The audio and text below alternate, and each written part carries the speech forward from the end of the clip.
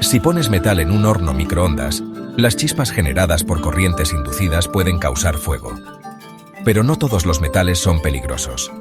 Los que no tienen bordes afilados tienen cierto grosor y una superficie lisa, generalmente no presentan problemas. En cambio, el papel de aluminio es muy peligroso en un microondas. También lo son las cerámicas decoradas con hilos metálicos. Si enciendes el microondas sin nada dentro, las microondas rebotan en el generador metálico, dañándolo gravemente. Miji.